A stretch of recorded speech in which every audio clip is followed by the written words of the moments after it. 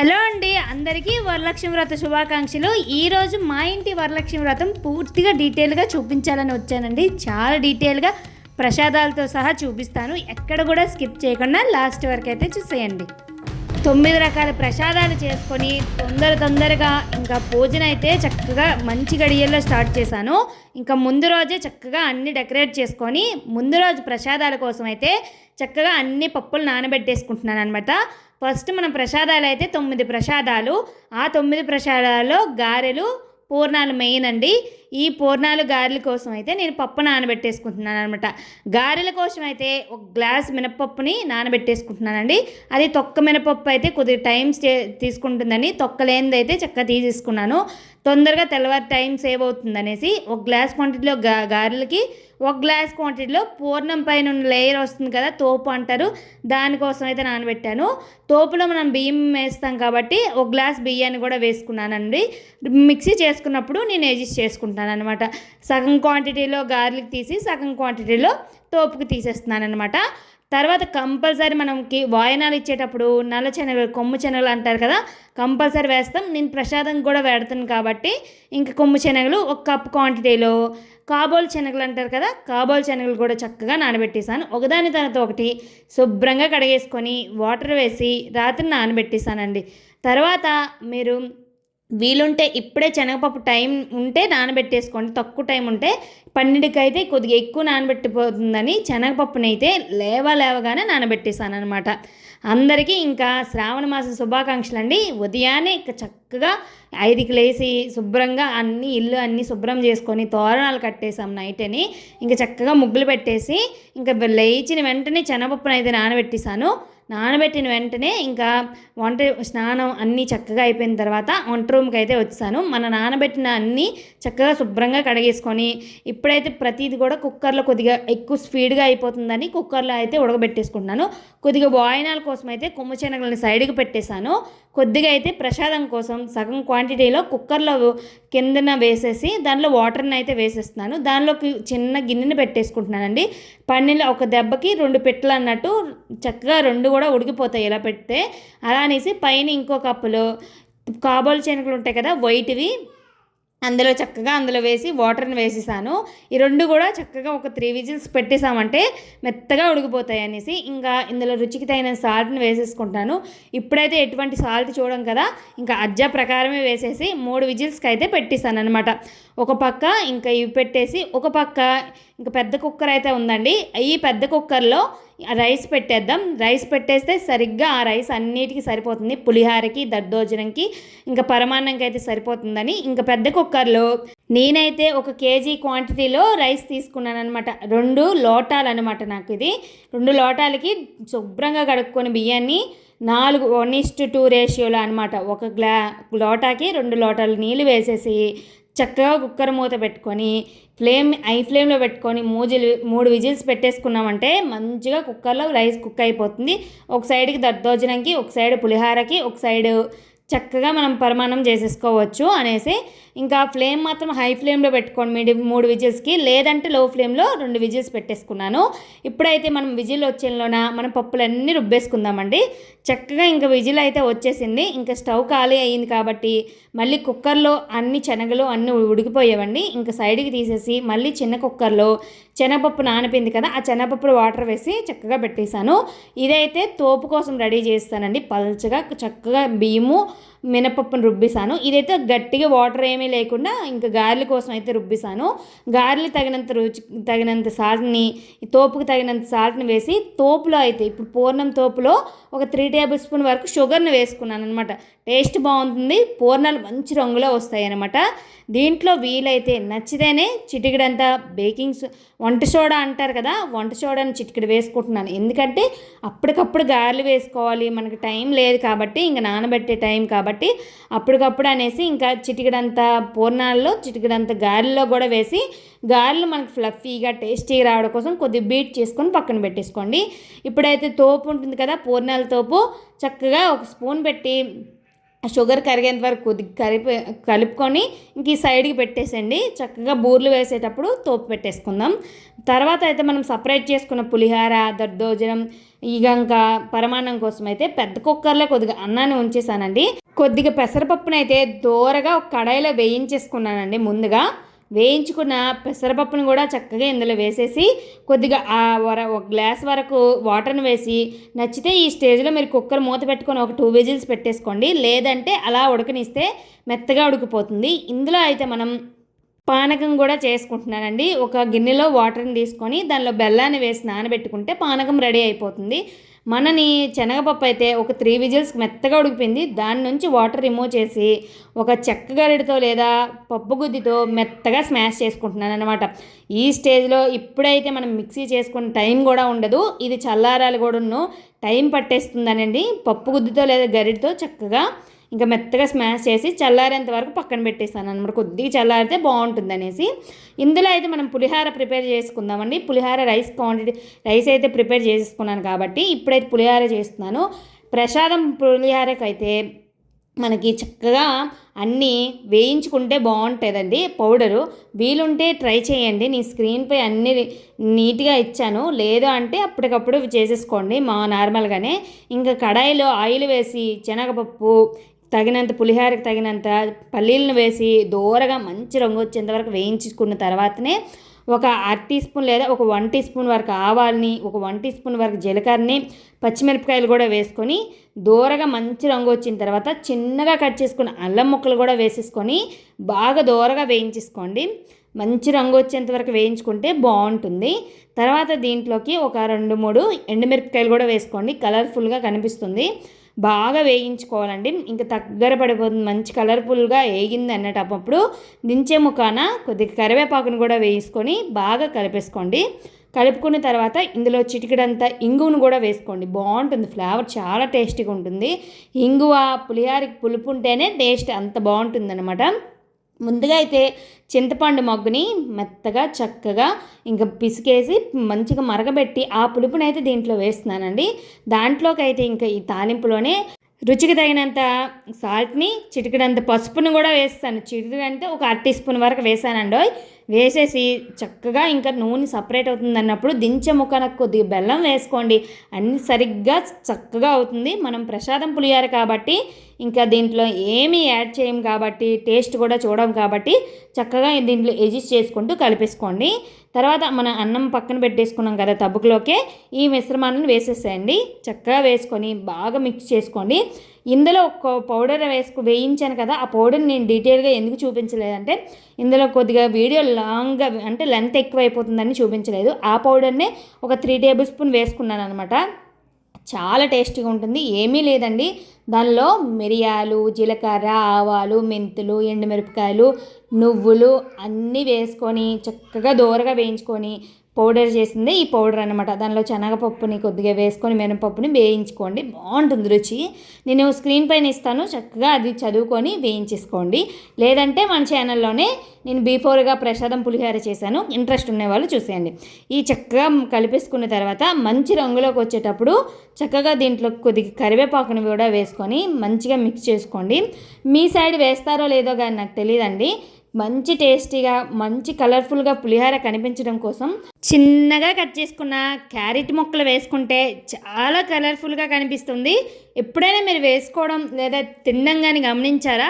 గమనించుంటే comment సెక్షన్లో comment చేయండి. ఇప్పుడైతే మనం పరమాన్నం మెత్తగా పెసరపప్పు వేసాం కదా, చక్కగా మెత్తగా అయిపోయింది. చూడడానికి అందవికారంగా కనిపించిన టేస్ట్ మాత్రం చాలా బాగుంది.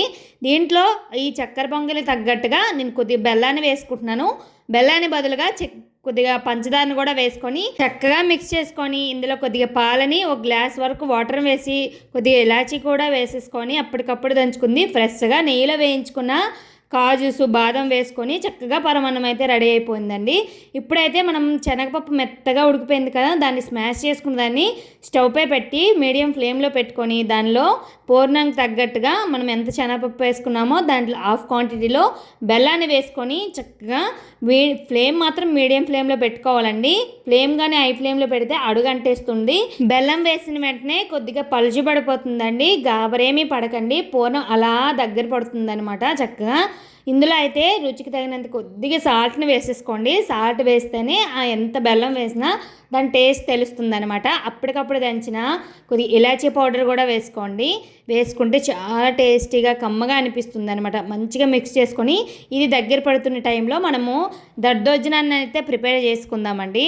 ఈ దద్దోజనం కోసం అన్నం కొద్దిగా సైడ్కి పెట్టాను కదా, దాన్ని కొద్దిగా మంచిగా స్మాష్ చేసేసుకొని దాంట్లో కమ్మనైన పెరుగును వేసుకొని మంచిగా మిక్స్ చేసేసుకోండి. దీంట్లో రుచికి తగినంత సాల్ట్ని కొద్దిగా వాటర్ని కూడా యాడ్ చేసేసుకొని దగ్గరగా మిక్స్ చేసుకున్న తర్వాత దీన్నైనా తాలింపు పెట్టేసుకుందామండి. చాలా టేస్టీగా ఉంటుంది. ఇది పిల్లల లంచ్ బాక్స్లో కూడా ఇది బాగుంటుందండి. తల్లికి చాలా కమ్మగా అనిపిస్తుంది. మనం ముందుగా అయితే మనం పెట్టేసుకున్నాం కదా శనగపప్పు పూర్ణము, ఇంకా దగ్గరకైతే అయిపోయిందండి. చక్కగా దగ్గర పడుతున్నప్పుడే దీంట్లో ఒక 3 టేబుల్ స్పూన్ వరకు నెయ్యిని వేసేసుకోండి. చాలా బాగుంటుంది. నెయ్యిని వేసుకుంటే ఫ్లేవర్ మంచి సువాసనగా టేస్ట్ చాలా బాగుంటుంది. ఇంకా తినాలనిపిస్తుందండి. ఇలా మంచిగా కలిపేసుకున్న తర్వాత ఇంక మనం పూర్ణం రెడీ అవుతుంది అన్నప్పుడు అంచులు వెంబడి చక్కగా ఇలా రాసేసి కాసేపు చల్లారిన తర్వాత ఉండలు కట్టుకుంటే మన పూర్ణం చక్కగా రెడీ అయిపోతుంది. మనమైతే ముందుగా దద్దోజనం చేసుకున్నాం కదా, దానికైతే తాలింపు పెట్టేసుకుందామండి. ఇంకా స్టవ్ పై ఇంకా కడాయిని పెట్టి ఆయిల్ వేసి పోపు దినుసులు అన్నీ వేసేసుకోండి. శనగపప్పు, కొద్దిగా ఆవాలు, జీలకర్ర, నచ్చితే మాత్రం ఇందులో జీడిపప్పులు కూడా వేసుకోవచ్చండి. చాలా టేస్టీగా ఉంటుంది. ఇలా వేగుతున్నప్పుడే మిడిల్లో కట్ చేసుకున్న ఎండుమిరపకాయలు కూడా, కొద్దిగా ఇంగు కూడా వేసి ఫ్రెష్గా కరివేపాకు, పొడుగ్గా కట్ చేసుకున్న అల్లం ముక్కలు వేసుకొని బాగా కలిపేసుకొని వేగిన తర్వాత మనం దద్దోజనంలో కలుపుకున్నాం కదా పెరుగన్నంలాగా, దాంట్లోకి వేసుకొని మనం గ్రేట్ చేసుకునే కొద్దిగా క్యారెట్ కూడా వేసుకోండి. కలర్ఫుల్గా కనిపిస్తుంది. టేస్ట్ మాత్రం చాలా బాగుంటుంది. ఇలా మిక్స్ చేసుకున్న తర్వాత ప్రసాదం అయితే మనకి రెడీ అయిపోయిందండి. చక్కగా ఇప్పటి వరకు పరమాన్నం, పులిహోర, దద్దోజనం రెడీ అయిపోయాయండి. ఇప్పుడైతే మనం శనగలు, ఇప్పుడు ముందుగా మనం కుక్కర్లో వేసి శనగలు ఉడకబెట్టేసుకున్నాం కదా, దాన్ని తాలింపు పెట్టేసుకుందామండి. ఇంకా అదే కడాయిలో అయితే పెట్టేసుకుంటున్నాను. దద్దోజనంకి ఏ కడాయిలో పెట్టానో ఆ కడాయిలో తాలింపు పెట్టేసుకుంటున్నాను. ఒక కడాయిని పెట్టే స్టవ్ పై దాంట్లో కొద్దిగా ఆయిల్ వేసి ఆవాలు, జీలకర్ర, శనగపప్పు కూడా వేసి చిన్నగా కట్ చేసుకున్న ఎండుమిరపకాయలు, కరివేపాకును కూడా వేసేసుకున్నానండి. ఇలా చక్కగా ఈ తాలింపు అనేది మంచిగా వేయించుకోవాలి. నచ్చితే దీంట్లో పొడుగ్గా కట్ చేసుకున్న అల్లం ముక్కలు కూడా వేసుకొని దూరగా మంచిగా వేయించుకోవాలి. ఇలా మంచిగా వేగిన తర్వాత సేమ్ ఇప్పుడు నేను కాబోలు శనగలు తీసుకుంటాను. మనం కొమ్ము శనగలు కూడా నానబెట్టాం కదండి, ఇదే ప్రాసెస్లో తాలింపుని పెట్టేసుకోండి. ఇలా మంచిగా వేగిన తర్వాత కొద్దిగా దీంట్లో పసుపును వేసుకుంటే టేస్ట్ చాలా బాగుంటుంది. చూడడానికి కూడా కలర్ఫుల్గా కనిపిస్తాయి. ఈ ఆయిల్లో మంచిగా వేయించేసుకోవాలి. నేను ముందుగానే ఉడకబెట్టినప్పుడు దీంట్లో సాల్ట్ వేసాను కాబట్టి ఇందులో ఎటువంటి సాల్ట్ వేయట్లేదు. మనకైతే కాబోలు శనగల తాలింపు అయితే రెడీ అయిపోయింది. సేమ్ ప్రాసెస్లో ఈ కొమ్ము శనగలను కూడా తాలింపు పెట్టేసి ఆ ప్రసాదాలన్నీ దేవుడి మొళ్ళకి వెళ్ళి తీసుకువెళ్తున్నాను అనమాట. మనకు లెక్క కూడా తెలుస్తుంది. మనకి పూజకి ఏమి కావాలంటే అన్నీ పెట్టేసుకుంటున్నాను అనమాట. ఇప్పటికైతే ప్రసాదాలు అయితే రెడీ అయిపోయండి. ఒకటి పానకం అన్నీ రెడీ అయిపోయి పెసరపప్పు నానబెట్టేసి దానిలో బెల్లము, కొద్ది తులసాకు వేసి దేవుడి మొళ్ళు కూడా పెట్టేశాను. ఇప్పుడైతే నేను పూర్ణంకి ముందుగా రెడీ చేసుకున్నాను కదా, అవి అయితే ఉండలుగా చుట్టేసుకున్నాను. ముందుగా మనం గారెలు వేసేసుకుందామండి ఫస్ట్ ఆయిల్లో, తర్వాత పూర్ణాలు వేసుకుందాం. ఫస్ట్ పూర్ణాలు వేసుకుంటే నల్లగా అయిపోతుంది ఆయిల్ అనమాట.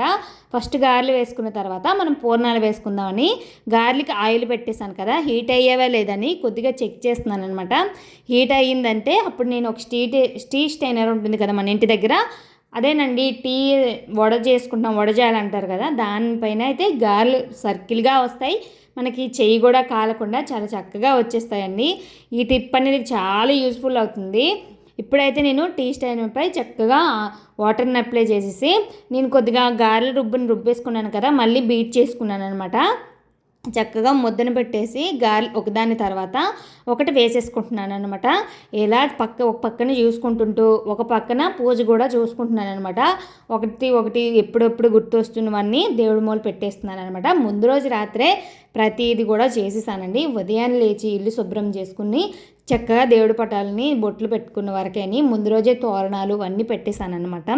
ఇప్పుడైతే గారెలు చక్కగా నిదానంగా వేస్తున్నాను. పెరుగు వడలు చక్కగా వడలు మనకైతే ఇంకా బూరెలే ఉన్నాయి 3 ఐటమ్స్ అని, ఉన్నవైతే 7 ఐటమ్స్ ముందే రెడీ చేస్తాను కాబట్టి మరి ఇప్పుడు ఒకదాని తర్వాత ఒకటి గారెలు వేసేసుకుంటున్నాను అనమాట. చక్కగా మన గారెలు అనేది పర్ఫెక్ట్గా చాలా బాగా వస్తాయి అనమాట. ఈ గారెలు అనేవి ఇలా వేసుకుంటే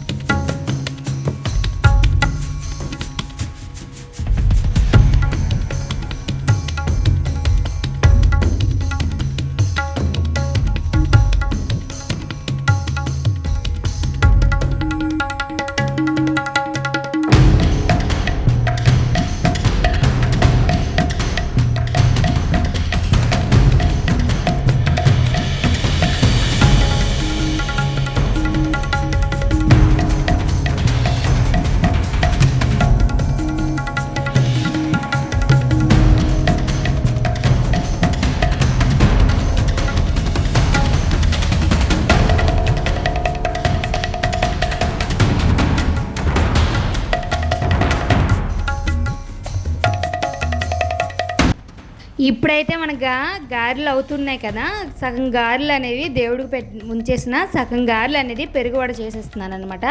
పెరుగువడకి ఏదేమంటే పెరుగుని కమ్మనైన పెరుగుని దాంట్లో ఉప్పు పసుపు వేసి మంచిగా కలిపేసుకొని దాంట్లో తాలింపు పెట్టేసుకున్నాను అనమాట.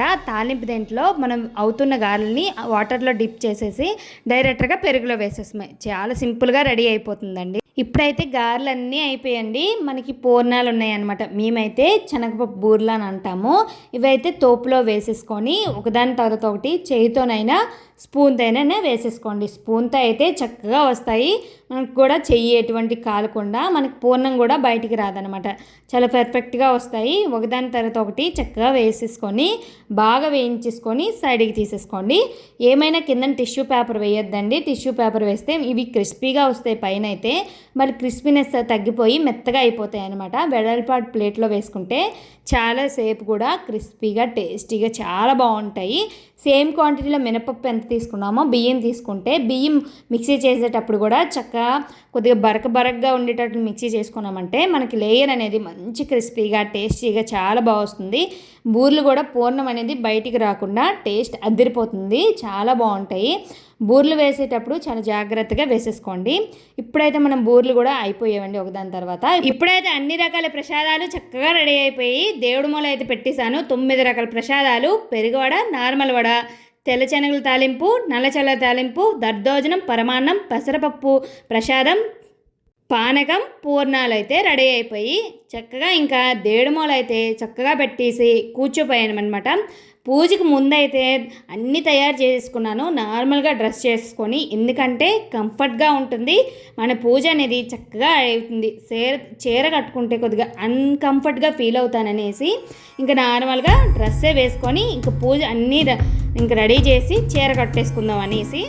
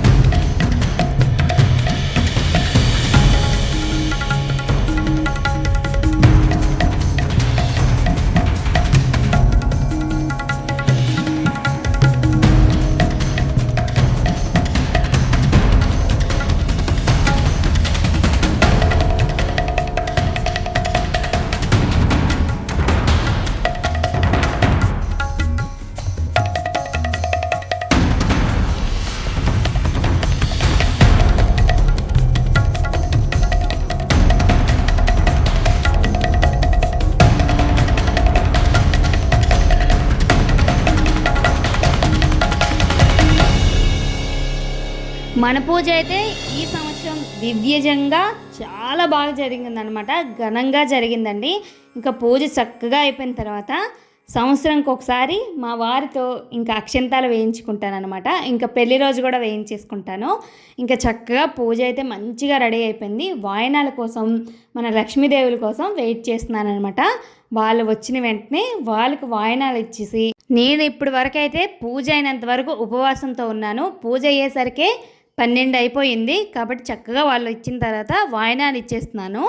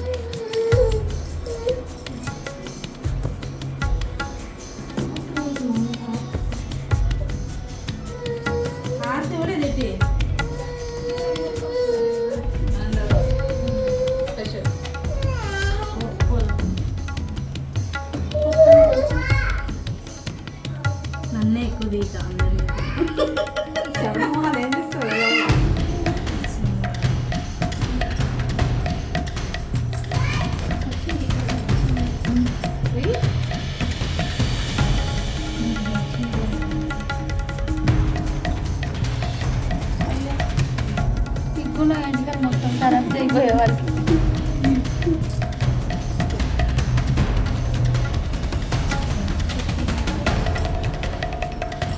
మీరు కూడా కొంగు పెడతారా సమాఖ్య?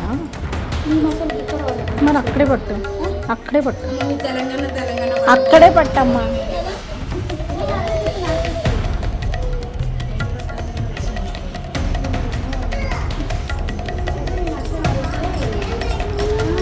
ఇప్పటి వరకు చూసారంటే తప్పకుండా నచ్చే ఉంటుంది. ఒక లైక్ చేసి ఛానల్ సబ్స్క్రైబ్ చేసుకొని ఎలా అనిపించిందో కామెంట్ చేయడం మాత్రం మర్చిపోవద్దండి.